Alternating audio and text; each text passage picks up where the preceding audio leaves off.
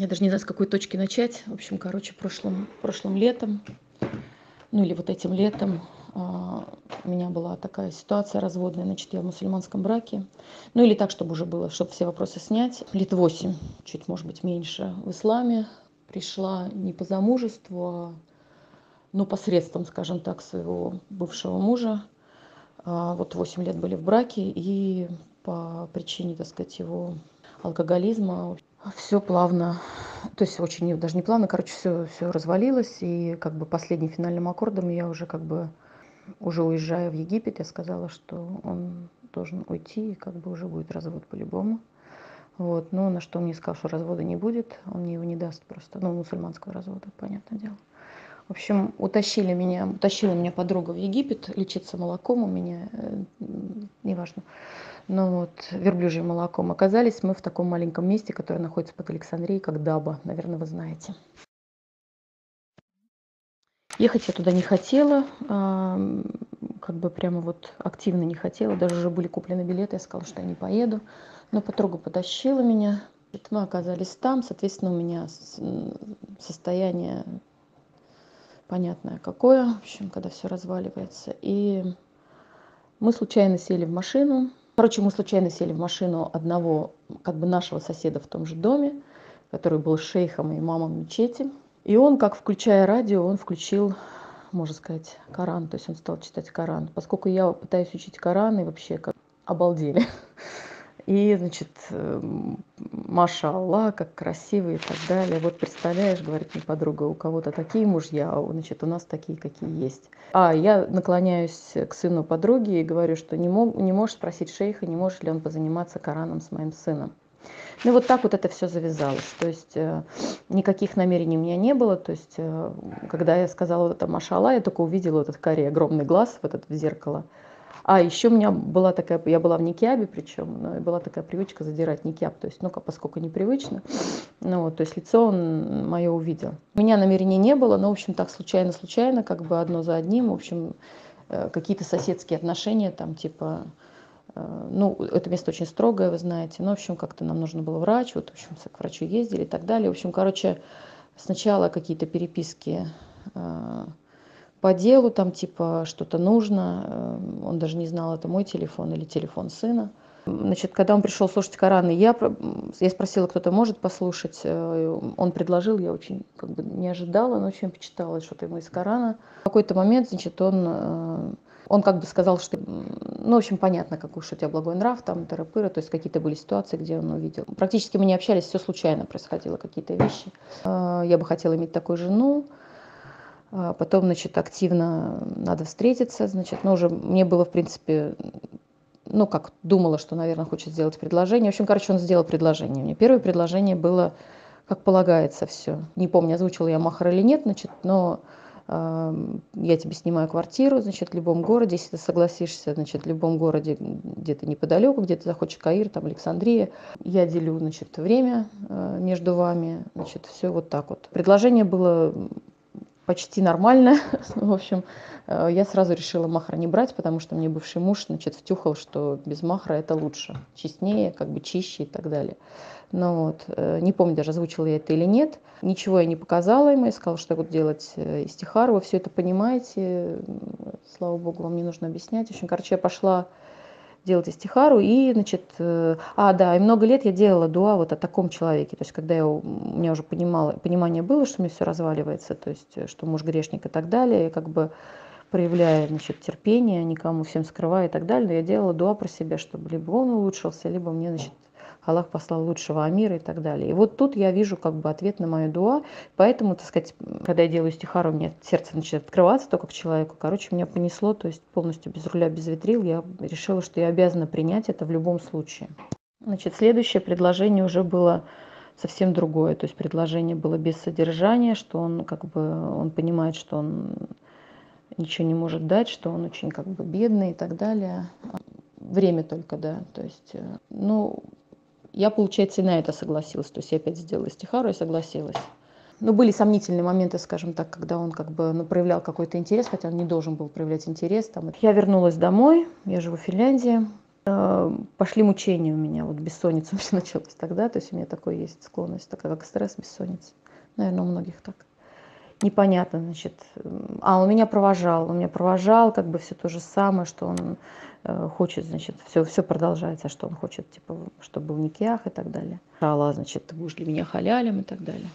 Ну, вот. Но все было на грани фола, то есть, то есть он еле себя сдерживал, я даже боялась, что как бы, ну, в общем, то, что по исламу не очень хорошо. Ну, то как бы я имею в виду, что там типа за руку взять или что-то такое. Ну, вот. Ну, в общем, когда я приехала, у меня, значит, наступил уже, да, вот в Египте у меня уже наступил развод, женский развод, то есть как бы месяц я ждала. Через месяц он проверил это дело, что именно месяц, не 3 месяца, значит, мы все соблюли. Значит, и вот ровно в месяц он прям как сумасшедший захотел этого никяха по телефону, потому что мы все равно общались, как бы, чтобы греха не было. Ну вот, и на тот момент уже условия были вообще другие. В тот момент, значит, условия были следующие, что ни содержание, ничего, значит, не помню про квартиру, по-моему, тоже ничего. По времени он мне тоже ничего не мог обещать, потому что он мне сказал, что пускай это будет Каир. Ну, между Каиром и Дабо, как вы знаете, 500 километров, значит, и поэтому у него просто работа, я буду приезжать, я буду очень часто приезжать, как только я смогу. Значит, я говорю, время, то есть я от всего отказался, говорю, ну вот это вот вещи для меня очень важные. Говорю, я как бы хочу свое время. Значит, ну, не знаю, сколько, не могу тебе сказать, но, значит, залогом тому, значит, моя любовь, там, моя молодость. Так у нас как-то и не получилось ничего договориться, то есть я написала прям по пунктам договор, из которых как бы что-то он там обговаривал, что-то нет. И, в общем, так мы заключили договор. То есть, ну, говорить о том, что это ошибка, это ничего не говорить, в общем. Ну, я пришла в мечеть, и, значит, человек, который знал арабский, да, при том, что он, значит, по-русски говорит очень плохо, то есть даже хуже, чем я думала. То есть там был переводчик, у меня переводчик, у него переводчик. Я по-арабски вообще никак. По-английски он тоже никак. То есть на тех языках, которых я могла бы общаться, он не говорит. Значит, я пошла, соответственно, в мечеть, где из наших имамов, кто говорит и по-русски, и по-арабски.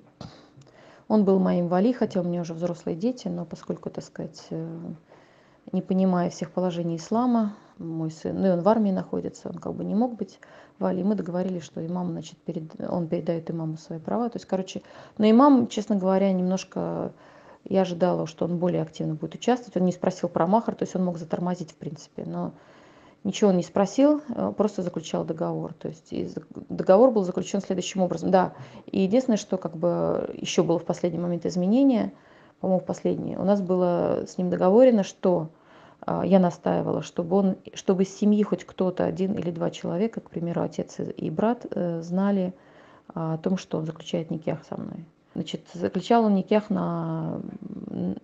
и это я приняла, что, значит, первая жена не знает об этом. Я приняла, потому что я слышала, что это возможно, что это лекция. По большому счету, какая мне разница, если это на нем эти трудности, меня это не волнует. В общем, тоже еще одно мое заблуждение. И, значит, я настаивала, чтобы из семьи кто-то знал хотя бы, и должны были быть у него кто-то из друзей, значит, свидетелем. Буквально там уже перед самым никахом он говорит, нет, я никому не доверяю, значит, здесь это город сплетников, значит, здесь сплетни распространяются, как, не знаю, как пожар. Значит, никого, нет, я не могу сказать семье, нет, никого свидетелей не будет, будут свидетели только с твоей стороны, этого достаточно. Мы заключаем никях, значит, этот имам готов был отменить, поскольку нет с его стороны никого, типа из свидетелей, но он его убедил, он говорит очень красиво, вообще он обладает харизмой такой мощной, но он имам, он хутбы читает, так что знания у него тоже, я так понимаю, есть. Корана, машалла, в общем... Заключаем мы никях, и вот дальше полные непонятки, что, как и так далее. В общем, в какой-то момент, там, не знаю, наверное, недолго времени проходит, я просто этого не выдерживаю, я заказываю билеты, я говорю, я к тебе еду, ну, уже как жена, и, значит, что ты мне предлагаешь? Он меня зовет, значит, к себе в этот город, городишко в этот, и, значит, снимает квартиру, а причем, значит, я говорила, что так и так, значит, я просто сейчас снимаю вообще деньги, с деньгами у меня начались сразу проблемы. Снимаю просто деньги, какие у меня есть, не доплатив за квартиру, и, значит, еду просто к тебе, потому что я так вообще просто не могу. Ну вот, и, ну, говорю, все остальное уже на тебе тогда, то, что там будут, какие расходы. Но в какой-то момент уже перед отъездом, ну, он говорит, что, значит, тебе придется за квартиру доплатить, и у меня как бы не будет, значит, денег. Ну вот, ну, я ни да, ни нет, я просто поехала с тем, ну, доплатить, значит, доплатить. Не знаю, о чем я думала. Ну вот, я приезжаю туда, все вроде... В общем, непонятно, где мои ночи. То есть как-то так вот, что-то такое вот получается непонятное. Ну, ты пойми, значит, ситуация новая, значит, моя жена, значит, не знает, она не, как бы все время я был дома, и тут вдруг такое, значит, потом в какой-то момент я пишу, а потом, значит, я просто пишу, ну, ты как бы, ты как соблюдаешь мои права? И тут же он, значит, из ну, страха перед Аллахом, я так понимаю, прибегает и как бы проводит со мной эту ночь. В общем, короче, я имела 2 ночи за 22 дня. Потом, значит, он собирается ко мне ночевать, значит, покупает еду, названивает его жена. Я тоже понимаю, бейт, в общем, понятно. У него там, я даже поняла всю тему, короче, она под видом, она толково очень все это, они вообще молодцы, египтянки. Она под видом того, что, видать, хлеба нет или детям нечего есть, в общем, какие-то булочки он прямо должен был срочно привезти. Вот прям срочно она названивала. А мы с ним ездили по его делам, он просто вот периодически меня брал с собой, потому что он хотел со мной общаться. Ну, видно было, что как бы влюблен, хотел общаться. И вот он, значит, едет туда домой. И всю дорогу, значит, он просто отсутствовал. То есть всю дорогу он, я все это поняла, конечно, всю дорогу он как бы пытался проговаривать про себя, значит, какая причина, почему ему нужно уйти. Значит, он такой, потом нет, он отметает. Видно было просто. Ситуация была вообще просто, как будто с помешанным человеком едешь. Я говорю, ты с кем разговариваешь? Он такой, со своим шайтаном. Ну, так оно, в принципе, вот. И, короче, он туда поехал. Что она там делала, я не знаю, честно говоря. Вы, наверное, лучше знаете египтянок. Резала она себе вены или просто орала, или там била его. Я не знаю, в общем, короче. Но проходит и час, и два, и, в общем, я жду. Уже где-то в 12 я просто понимаю, что что-то как-то уже совсем, в общем-то. А с этого молока, с верблюжьего, надо заметить, рубит со страшной силой. То есть там такой сражаться с этим состоянием очень сложно. Он мне, чтобы мне не было скучно, я там сходила с ума, вот этот еще тоже момент. Значит, короче, у меня, в принципе, может быть такой человек общительный, и меня вот от того, что я сидела в этих 4 стенах, там 2, что ли, этих дня, то есть он там по работе и так далее, работает он очень много, вы знаете, какие египтяне работают, в принципе, наверное, видели. У него 6-7 работ, я это знаю прекрасно. То есть, он же был наш сосед, я видела, как он возвращался домой очень поздно ночью. Вообще не возвращался. И тут тоже он работает. В общем, а я ни с кем не пообщаться, ничего, то есть языка я не знаю, выйти я тоже не могу. В этом месте вообще никто не выходит. То есть только женщины в сопровождении, вы знаете, наверное, это место. В этих 4 стенах у меня было просто в какой-то момент на меня такое, что я сейчас задохнусь там, просто задохнусь. При том, что это, конечно... Ну ладно, не буду я про него, что халупа, конечно, была. Ну вот, и я просто ему пишу, что сейчас, если ты не приедешь, вообще хоть куда-то меня отсюда вывести, я просто сойду с ума, я отсюда выйду, просто я не знаю, куда я пойду, но просто я не в состоянии уже, у меня уже просто приступ паники какой-то. Ну, он прискакал, да, все, повез меня куда-то, что-то, в общем, помогло, и поэтому он придумал, чтобы я вышла опять на молоко, значит, опять это лечение, которое только что проводила буквально. Было лето, а это осень, значит, буквально месяца 2, что ли, назад. Как бы занятие он мне придумал, что мне делать, общение, то есть мне каким-то образом это какая-то отдушка была, и, соответственно, не так это ужасно было, что я его вообще не видела практически. То есть, он забегал днем там поесть со мной, там еще пообщаться, иногда мы куда-то выезжали, но все это было очень-очень мало, хотя он говорил, что он видит меня больше, чем своих детей. И вот после той ночи, когда она ему устроила скандал, значит, он говорит, что Хабиби, Мушкеля, такая Кабир Мушкеля, что ни сегодня я не могу приехать, ни, скорее всего, в другие остальные ночи я тоже не смогу приехать, что тут уже ничего не поделаешь. Ну и понимаете, как это ощущение.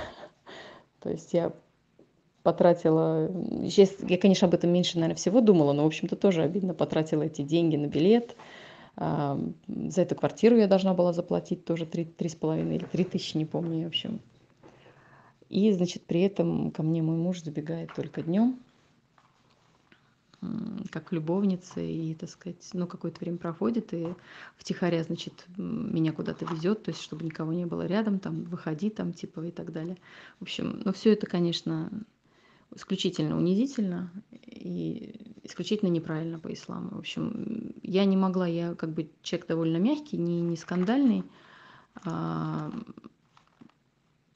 и я просто терпела, очень страдала, очень переживала, не знаю, на стрессе или на этом молоке, которое, наверное, мне уже не нужно было. В общем, у меня был там очень болевой приступ, непонятно какой, когда я просто выползла к людям, в общем, я орала на весь дом, в общем, что-то, не знаю, что это было. Я к тому, что и даже в этот момент моего мужа не было рядом. То есть, ну, это так получилось, конечно, но, в общем, знаковая ситуация. То есть он перекинул все свои обязательства на чужих людей. Он сказал, пускай тебя эти чеченцы, я до чеченских женщин доползла, благо было ползти всего 1 этаж. Я думала, я подохну там просто. В общем, принесли они мне какую-то таблетку, практически какой-то наркотик для снятия болевых симптомов у раковых больных, понимаете же, то есть очень сильный какой-то. В общем, это сняли дело, а он сказал, типа, пускай они тебя отвезут, но, мол, типа, он даже не мог сказать, куда. Пускай везут, говорит, в Даба. А я там знаю, что это за место, это просто дыра, и я там была у врачей, и это бесплатная больница, это, конечно, ну, вы, наверное, знаете, примерно представляете себе, это не Александрия. До такой степени была унизительная ситуация для меня. Настолько я ее ощущала тяжело, при том, что он как бы ко мне хорошо относился, приносил продукты, там, не знаю, я не хочу про него совсем плохо говорить, и любит, и все, и все, и все, но ощущения у меня были, конечно, совсем не то, что... А причем он мне говорил, что ты будешь очень счастлив этот месяц, я буду с тобой очень много, ты будешь очень счастлив. И вот это счастье у меня вот такое было. Ну и поскольку, значит, я должна была там быть месяц, но поскольку я ощущала себя вот настолько как бы... Мне даже начало казаться, что, ну, просто включается уже паранойя, конечно, что тобой тяготятся. А может быть, так оно и было, потому что он ощущает, что как бы он меня обижает, он человек совестливый, его тоже это тяготит. И он меня в какой-то момент спросил, ты собираешься ехать в гости, мол, типа, у меня там подруга в Каире, значит, осталась. Мы как летом приехали, так она там и осталась. Чтобы не слышать больше второго вопроса и чтобы не ощущать вот это вот, вернее, чтобы он меня такой второй раз не спрашивал, я человек гордый, и чтобы вообще из этой ситуации как-то выбраться, ну, типа, я сама так решила, я сказала, что я решила поехать в гости, пойду на арабские уроки, поучу арабский язык, потому что так не годится, мы не можем с тобой общаться, мы практически не можем разговаривать. А он очень интересный, как бы, вот он очень интересный, у него очень хорошее чувство юмора. То есть у нас очень близкое, на самом деле, много чего близкого. Семьи тоже, вот вы говорили, я это как бы все восприняла, я ему очень благодарна за эту информацию, в общем. То есть уровень семьи у него как раз тот, что надо. То есть у меня мама врач, у него родители, у него папа директор школы. То есть, ну, как бы интеллигенты. Он сам с образованием, с высшим. Экономическим университет в Александрии закончил. Сами они из Александрии, но живут в этой Дабе. Вот уже с его детства, я так понимаю. У всех его, у него 2 сестры, брат, у всех, значит, про брата не знаю, но, наверное, тоже у родителей хороший дом, у сестер хороший дом. С ним я, естественно, не знакома, просто он когда-то выходил со мной на связь из их домов. Ну, я не знаю, видели вы, наверное, египетские дома, если были в гостях где-то в такой местности. Но они шикарно выглядят изнутри, конечно. Вам и не снилось, и я не знаю, можно ли его считать вообще бедным человеком, как он о себе говорил, этого я не знаю. Ну и вот с момента моего первого приезда до вот моего второго приезда уже в качестве жены, они тоже то есть он не показывал тогда, когда я была в первый раз, он уже не знал, что мне показать, и он был вообще так безумно влюблен и так далее. То есть он уже, вот он мне приводил и показывал дом, который был в недостроенном состоянии, просто абсолютно. Каким-то образом он умудрился его достроить. Стал там действительно, наверное, долгов и так далее. В общем, ну, достроил. Короче, они переехали из той квартиры, из того дома захудалого, они переехали в этот дом, в красивый, в очень, вот, там все красиво. То есть тоже он со мной разговаривал по видео, все там шикарно просто. Я сказала, что я уезжаю раньше времени, больше, чем дней за 8, наверное, или за 10 даже, в общем, поехала в Каир к своей подруге. Там, значит, как-то он сложно со мной выходил на связь, у него там начались проблемы. Ну, вы знаете тоже, что такое бюрократия в Египте. В общем-то, я потом склонна считать, что, в общем-то, так оно и было. В общем, у него не было прав, и он каждый день ездил, ему нужно было ремонтировать машину, получать права, то права не на того человека оформили. Я, в общем, склонна верить, что это все так и было. Как-то косвенно это подтверждалось. Короче, он мне не смог даже проводить на самолет. Этого я, конечно, не ожидала, потому что он сам причем предложил, что, вернее, сказал, что я тебя приеду проводить. Или спросил разрешение, как-то так это было. Ну, вот. То есть я была в полной уверенности, что он приедет меня проводить. То есть хотя бы сколько-то часов мы еще с ним увидимся, не скрываясь, не прячась, потому что это Каир. В общем, но он не приехал. Ну и в тот день он вообще позвонил. сказал, что, ну, сказал красивые слова, что любит, скучает, бла-бла-бла. Но даже такси он мне не смог вызвать. То есть он мне скинул только номер. То есть даже от этой ответственности он, получается, как-то... Вот это мое мнение. Я не знаю, как он это ощущает. Мое мнение, что как бы он просто ответственности он за меня не чувствовал. Причем, надо сказать, на никяхе он говорил очень красивые слова до такой степени, что он вообще очень красиво говорит. То есть он, ну, имам читает хутбы, не знаю уж, постоянно, не постоянно, но, в общем, таравихи он читал на Рамадан, то есть он мне рассказывал, все таравихи он читал. Он сказал такие слова, что я его амана, он получает меня, значит, аманатом. В общем, он настолько красиво это сказал, что имам чеченской этой мечети, который заключал никях, он вообще так прям, он прям как солнце засиял, он так, так был приятно, в общем, поражен. И вот его амана находилась одна, его амана болела, помощи не было. Ну, каждый раз, когда мне плохо, он требовал, чтобы вот срочно пришли фотки, то есть он вроде как беспокоился и так далее. То есть, ну, вроде не безразлично, но вот ответственности я не чувствовала. И вот я уезжаю сюда в начале октября. И вот с начала октября я здесь нахожусь. То его вообще нет на телефоне, то он звонит, то люблю и так далее. В общем, скучаю. Он требует периодически фотки такие, как бы, которые только муж может требовать. Пытаюсь быть... Я настолько хочу, как бы, чтобы у меня хочу, не знаю, как говорить теперь, чтобы этот брак удался, и настолько я как бы ценю его, и настолько люблю его, что я как бы шла, отвечала на все его просьбы. То есть быстро, вот сейчас быстро мне фотографию. Мне сказала другая женщина, у которой муж египтянин, что они практически все обрезанные. Тогда у меня все сложилось в одну картину, его безумие вот по отношению ко мне, вот просто безумное такое вот, и другие некоторые вещи. Все сложилось в одну картинку, я поняла, что она обрезанная, что у них плохо с интимной жизнью, что он там не получает удовлетворения. Вот поэтому, наверное, была такой у него большая тяга к европейской женщине. Ну, кроме типажа, то есть что-то он во мне, там же были другие женщины. Короче, я оказалась в подвешенной ситуации, когда приехала, потому что не сказано ничего было, непонятно ничего в будущем, зовет он меня, не зовет. У него начались дикие проблемы там с работой, значит, дикие просто проблемы, и я верю, что он так и есть, но объективная информация. То есть я понимаю, что ему обратка включилась, то есть Аллах его стал наказывать за то, что он проявил вот такой зульм по отношению ко мне в моих правах. Я вот только так это понимала. Всю дорогу, когда я приехала, у меня началась жутчайшая депрессия, просто жутчайшая. То есть первое время просто я даже из кровати почти не вылезала. То есть тут вообще то, что у меня дома творилось, то, что у меня с деньгами творилось, то, что у меня...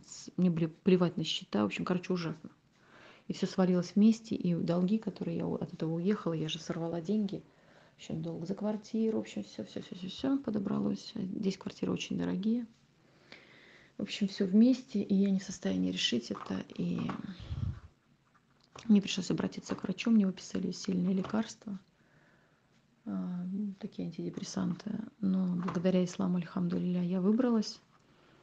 Но у меня были периоды такие, что я хотела отомстить, я хотела наказать его, хотела первой жене рассказать и так далее. Потом вдруг он появится, он мне, значит, он очень мягкий, вы знаете, наверное, египтян, в общем, он очень, ну, по крайней мере, у него нрав очень хороший, это просто солнышко, он, то есть он и Хабиби, в общем, очень красиво умеет разговаривать. В какой-то момент мне стало легче. Периодически вот он ничего не говорит, я вот в таком подвешенном состоянии, я боюсь даже выяснять что-то, его трогать боюсь. Я не знаю, но вот, видать, ввиду состояния, права качать я боюсь. То есть я как бы в какой-то момент я говорю, что мне, наверное, надо приехать, вот на такое-то время есть билеты. Он мне говорит, не бери, Хабиби, потому что, мол, типа, у меня сейчас такие проблемы с деньгами. И проблема, значит, машины сейчас не будет, как я буду приезжать, то есть Каир не годится. Каир годился, сейчас он не годится уже. Ну, я послушалась, не взяла. Терплю, жду, в общем, страдаю, с ума схожу. Он ничего не знает, я ему ничего не говорю, что у меня тут депрессняк и так далее. Но я ему просто говорю, что не сплю. Сначала у меня было желание отомстить, потом у меня было желание простить, потом надежда на то, что... То есть желание отомстить именно за то, что вот я такая... Это ощущалась настолько униженной, я ощущала почему-то, что как будто он об меня просто ноги вытер, то, что вот это не было вот того моего законного, и то, что он мне обещал, ничего не состоялось и так далее. Хотя я говорю, я подчеркиваю, он ко мне очень хорошо, мягко относился, но это вот он приходил, вот таким он солнышком сиял, улыбался, там, любил меня там и так далее. Но это все было днем, это было забеги как любовницы, ну, в общем, я так ощущала. И я не знаю, как он ощущал. Из махра, надо сказать, у меня был один Коран. То есть я говорю, это я, потому что я положение все не знала. Из ваших программ еще там благодаря, так сказать, много чему я узнала о том, что существует муахар. То есть до этого мне говорила, меня кто только не предупреждал, меня несло просто со страшной силой. В общем, я согласилась на все, на все, на все. И еще даже и махра у него не взяла. То есть я даже сама себя никакого, то есть я даже сама у себя забрала то, что, может быть, ни на что могла претендовать. Ну, в общем, вот так вот получилось. Этот махар я получила, наверное, за 2 дня до отъезда, в общем, то есть этот Коран. В общем. И меня так это все. Я говорю, слушай, это махар, ты вообще не имеешь ко мне права подходить, пока этот махар не получу. Ты почему? Ой, я забыл, Хабиби, действительно забыл. Может, и забыл, конечно, он такой, в общем-то, рассеянный. Ну, столько работать, конечно. Вот, отношения, что там с его женой, я не знаю. Я в Аллахе, я не знаю, что с ней, что это за удав. Я ее видела, это красивая женщина. Она такая какая-то смурная, то ли недовольная, то, наверное, озабоченная, какая-то уставшая и так далее. Когда я звонила, там, вернее, он мне звонил, даже прямо при ней я звонила, разговаривала. Ну, по-русски, видите, она не знаю, почему он так делал, в общем, ну, это не мое дело, это его дело. Ну, вот, но очень часто я слышала, что она орет там на детей, просто страшной силой орет. Он ее страшно боится, он ее боится совершенно страшно.